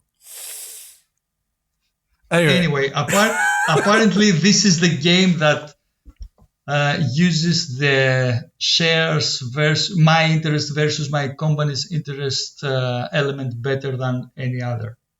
What do you think, but you're guys? wrong there, because that's not the win condition in Wildcatters. Wildcatters is a points game. So even though it has have this share thing, you're still just competing for points. So at its core, it's kind of a Euro game. So I really like the game. I love the way it looks. I love the theme. We have a great time playing it. I love the loan system and the transportation of oil and when to decide to dig oil. It's just there's so much good there. But I don't consider it in the same category as Panamax or an 18XX. I think this one's kind of its own thing. I will say it's absolutely astonishing that it is ranked 1,288th on Board Game Geek. That's ridiculous. I think it just hasn't been given a chance. It has been given a chance because Capstone republished it 2 years ago. And people are jerks. Like, they're not people are wrong, period. Wildcatters is great.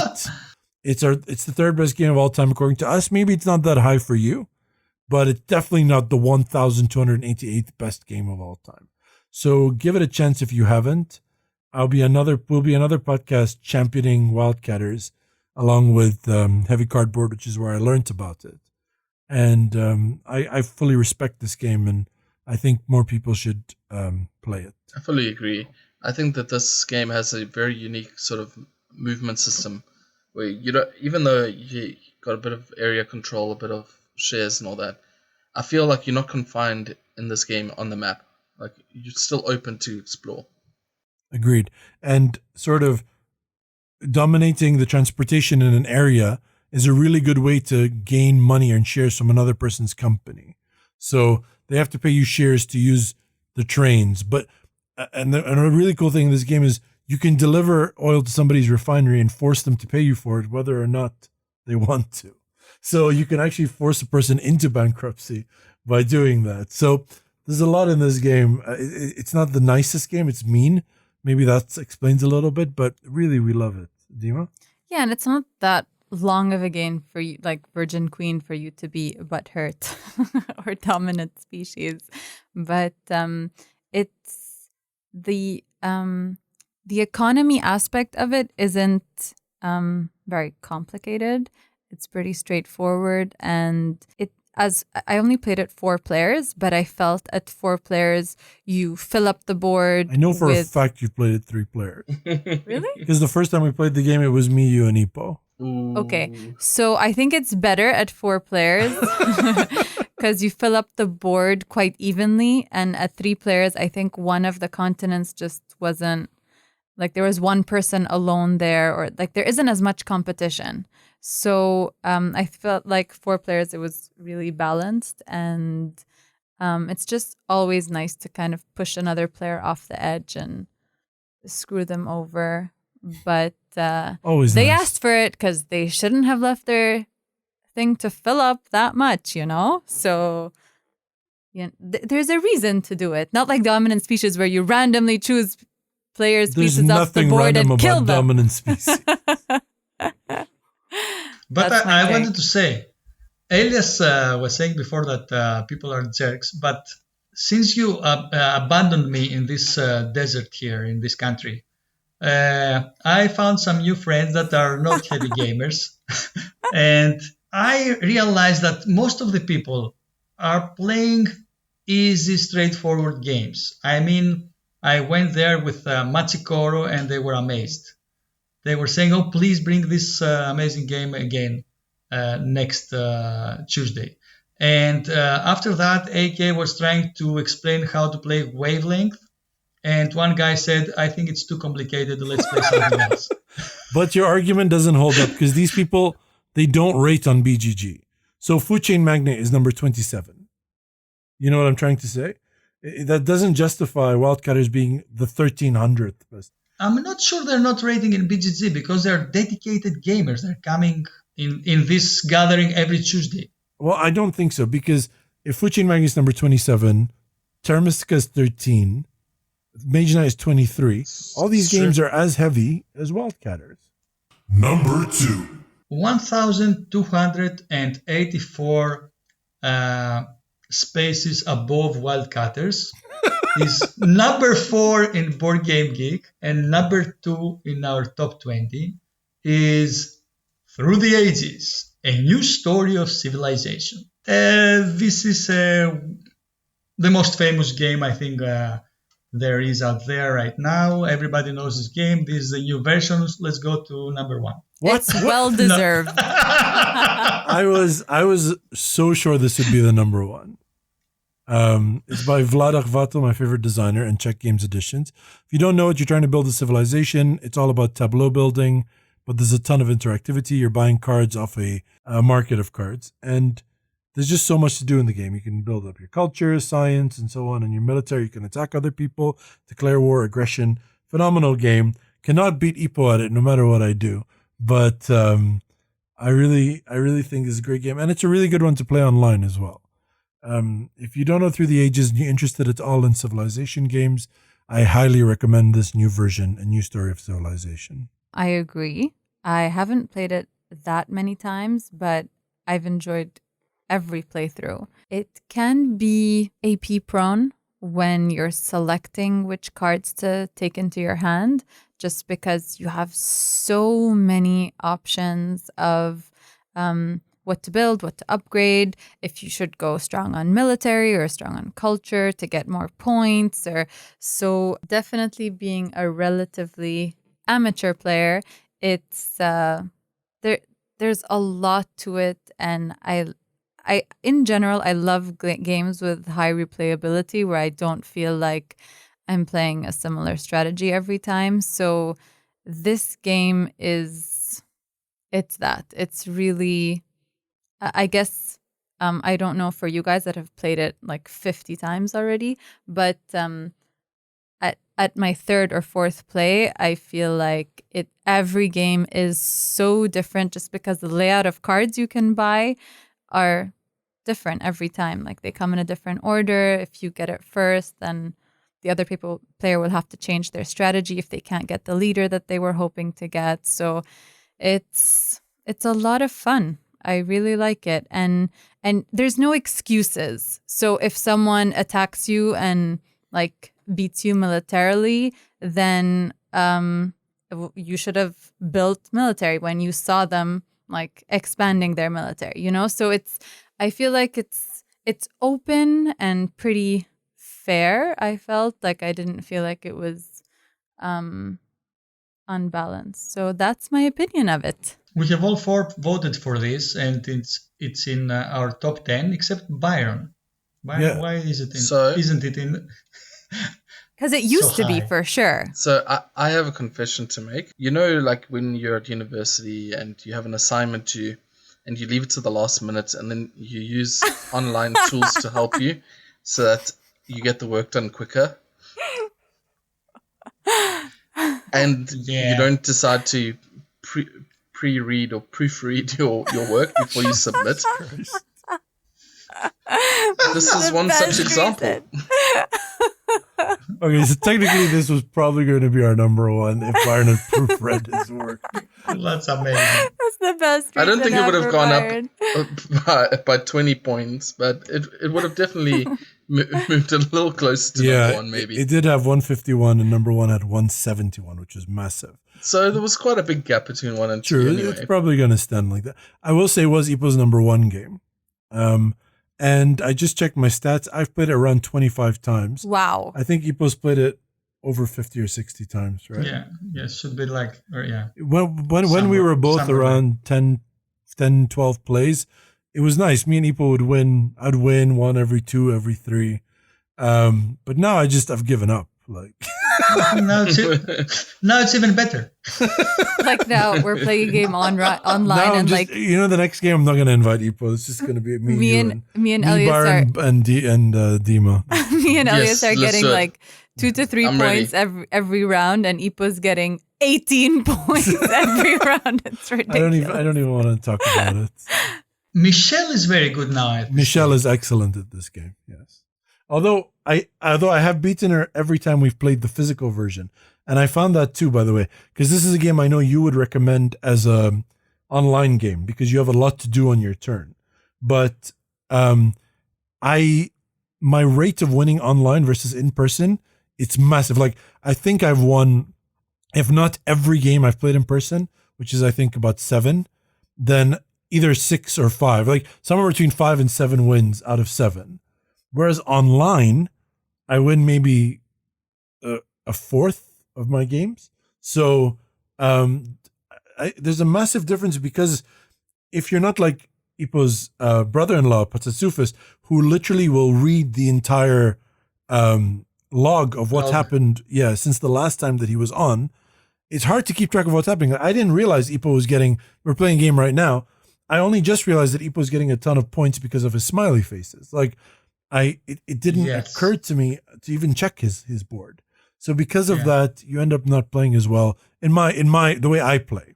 Sure, you can play it the same way if you take your time, but I guess I'm just lazy when it comes to online stuff. So there is a difference there. Definitely, when you play live, it's easier to keep track of what other players are buying and using. For sure. Agree. Yeah, that's my experience too. Also, don't get me wrong. I'm saying it's a great game to play online, but of course, it's even better if you play it with your friends on a table. Okay. Fantastic. So we agree. Nice. And I really like that Byron had this small accident because that gave the opportunity to another amazing game to reach our number 1. And finally, number 1. A game that can lead you to the stars. It's for dreamers. Living Earth, ladies and gentlemen, by Luminaries and Joseph Fatula is our number 1 game of our top 20 of 2020. I wanted to say that for so long. Ranked 546th on BGG and made in somebody's garage. It comes in a shoebox with a sticker holding it together. True story. And before you start, if you play with people like Ipo and Dima, you're going to have to wait an hour for them to work out the maths before you're allowed to make the first move of the game. And yet, complete magnificence. It is. Yeah, we have to do it in an hour because you are rushing us. Go nerds. You can do the game in 40 minutes. We need more time. It's a magnificent game where the first chapter of the rulebook says basics of rocketry and proceeds to provide you with equations. If I describe this game 10 times out of 10, it doesn't sound fascinating unless you're a physicist or a mathematician. But it's just really good. And what I really like about it is, yes, there's people like Ipo and Dima, and I'm somewhere in the middle, but you have people like Ricardo who said, I figured out the best way to play the game. Just start and see what happens. So you also have people like that who just fly by the seat That is of the their best pants. way. And Byron's like that as well, actually, now that I think about it. So I'm somewhere in the middle, but it's so fascinating that there's all these different ways. And I think everyone finds a way to enjoy the game. And I think this is the reason that Ricardo is not in NASA. Listen, I tried it Ricardo's way the first time me and Lena played as a team, and one of our guys died. One? And 1, 2? 3. No. Yeah. Ooh. Anyways, You killed 3 astronauts. three of our astronauts died, and since then I had no accidents in my first game. Oh, I what? take the tests seriously. Your guy died on the way to the moon. That was not an accident. We found out he was a spy for the Soviet Union. So. So you had to let him go, literally.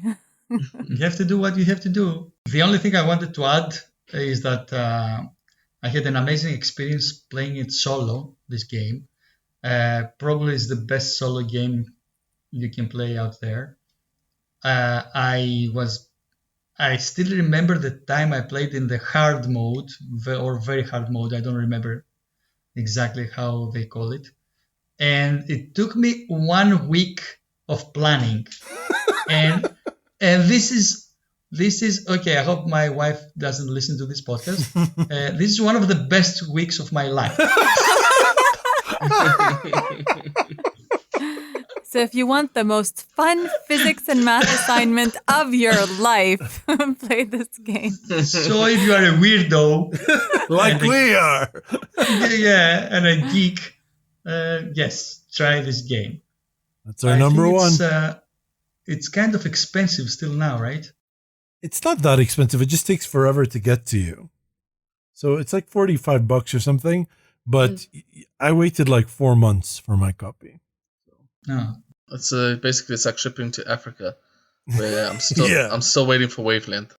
Oh, really? Oh, wow. Oh, All right, guys. So if anyone doesn't have anything to add, that was our number one game of all time. Congratulations. We made it. Give yourself an applause. Tap on the back. Good job. Add it in All right. post. I know we're 2 hours. It's crazy.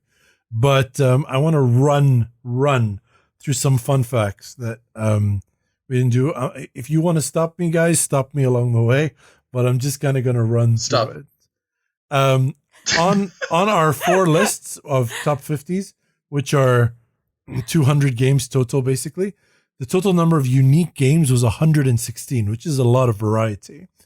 There was 60 games that were only on one person's list, 33 that made it onto 2 people's list, only 18 that made it onto 3 people's list, and only 5 that made it onto all 4 lists. The people that had the most similar lists were me and Dima, unsurprisingly. Kind of surprisingly, because you'd think me and Ipo would have, because we have very Yeah. similar taste. But it makes sense because we do share the same collection. However, with 26 games that are similar between me and Dima, me and Ipo are not far behind with 25 games in common. So he's like my wife, about the same equivalence. That's too close. love you too. I love you too, baby. The least similar lists were Byron and Ipo. They only had 11 games in common. The most unique list, unsurprisingly, again, was Byron, who had 22 games that were not on anyone else's list out of his 50. I'm the fun one. And the least unique, which is what I call the tastemaker category, was me, Elias, with Or the boring category. with only 6 Or the unique games. copycat category. I just like to believe that what I like influences what this group likes. Okay. Oh. The highest ranked game that was only on a single person's list was Advanced Civilization. It was only on Ipo's list, and yet it ranked 37th out of our top whatever. The punching above its weight category, which is the highest ranked game that was only on 2 out of 4 lists, was Pax Porfiriana, which, as you know, made it to number 16 on our list. And that was the highest ranked game that wasn't on 3 or more people's lists. The highest ranked game on anyone's list that didn't make the top 20 was Byron's number 1. Zaya, Legends of a Drift System. Oh. Only made it to 33. And Told that's you I'm the fun one. Now to some stats regarding the actual publishers and designers. The designers that were most represented in our top 20 is actually a 3-way tie. Vlada Chvatel has 2 games, Through the Ages and Mage Knight. Phil Eklund and Matt Eklund have Pax Porfiriana and Pax Renaissance. And the Splutter guys, also known as those Dutch guys who give you the juice, with Food Chain Magnate and Antiquity. The publishers most represented in our top 20 is again a 3-way tie. But this time, each of them had 3 games in our collection. GMT had 1846, Virgin Queen, and Dominant Species. Capstone had Wildcatters, Arkwright, and Three Kingdoms Redux. And Sierra Madre had Pax Porfiriana, Pax Renaissance, and Ipo's John Company. The number 1 year in our list, so year published, was 2012. So 5 games from 2012 made it into our top 20. That's a good year. So if we got to pick 1 year to live in, it's got to be 2012, which, as you know, was the end of the world according to the Mayans. The highest ranked party game, obviously our list had no party games because we're very serious gamers who play Arkwright, was Spyfall, which made it to 28th and was on 3 out of 4 of our lists, our top 50s. The highest ranked filler game was 32nd. So apparently not big on filler games. It was Zendo. And that was on 2 of our lists, me and Ipo. Amazing. How many co-ops made the top 20? 1.5. What's that? The 1 is Sherlock Holmes Consulting Detective. And 0.5, we give it to Mage Knight because you can play it cooperatively. The highest ranked 2-player game, so just 2-player, well, 2-player primarily, was War of the Ring, which made it to 27th on our list. Now here's an interesting thing. The number of games that were in our top 20 that were in the BGG top 100 was 8. So only 8 of our top 20 made the BGG top 100. But more interestingly, the number of games in our top 20 that were outside the BGG top 500 was 9. So we had more games outside the BGG top 500 than we had in the BGG top 100. And shockingly again, the number of games in our top 20 outside the BGG top 1000 was 2, which was obviously Wildcatters, which I was furious about, and John Company, both of which deserve to be much, much higher. Which means that we're providing a service and we deserve to be a podcast. That's right. It means we're not You're not sheep just echoing whatever it is that BGG says to echo or the Dice Tower says to echo. Exactly. But in the most conventional, move of all time, our Bubble Boy, which is the one that just didn't make the list, was Scythe, which I believe was just on Dima and Byron's list, and Byron tried his very best to make our list as conventional as possible. But unfortunately, we're just too fucking strange. So there you have it, guys. Tabletop Sessions top 20 games of all time. That's pretty good, right? That was, sorry we took so long. It's a 2-hour episode. But you know what else? You know what 2 hours has in it? It has a 2 and it has a 0. So it fits in with our theme of top 20 games of all time. Let's promise to make a top 30 in 2030. Done. And it's going to be 3 hours long. So that brings us to the end of this Tabletop Session. Thank you so much for listening. Please make sure to go to our Tabletop Session Society Awards 2019 poll to cast your votes for the best games of the past year. As Ipo said, we have 4 categories, one of which is the best new game in 2019, and the other 3 are the best games that you played in 2019 in different categories. The link is in the description of this episode, and it's also posted on all of our social media pages. So Twitter, Instagram, and even Facebook. Speaking of that, please check out our very active Instagram account at Tabletop Sessions. You can reach us through Twitter at Ipo Hit Me. What?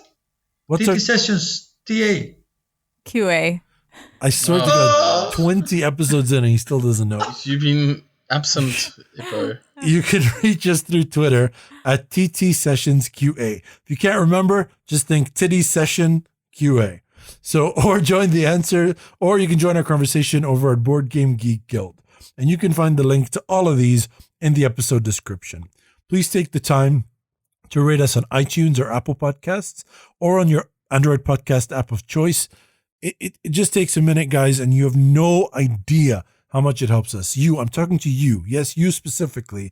I know you think other people are doing it, but if you could, my goodness, it would be so helpful. Every single one of those makes a world of difference. So we'll be back in 3 weeks. And yes, we're back full time, guys. And until then, wishing you a 2020 that feels as carefree as you did when you were 20. Say goodbye, guys. Farewell, mi amigos. Bye, guys. Tabletop, tabletop, top. Tabletop, top. Tabletop, tabletop, tabletop, top. Tabletop. Tabletop. Tabletop, top. Session. No. Okay, how about this? I'll release on like Twitter like a vote, like a versus poll. Oh, yes, Yeah, yes, that's what I- yes. Okay, yeah, totally agree. But it will have no impact on this top 20 because No. It will be the tiebreaker. It's okay. So no, but this it's- top 20 would have already been released by then. Oh, yeah, cool, true, Okay. yeah. Okay, cool. All right, now after that rubbish, here we go. Number 20. Number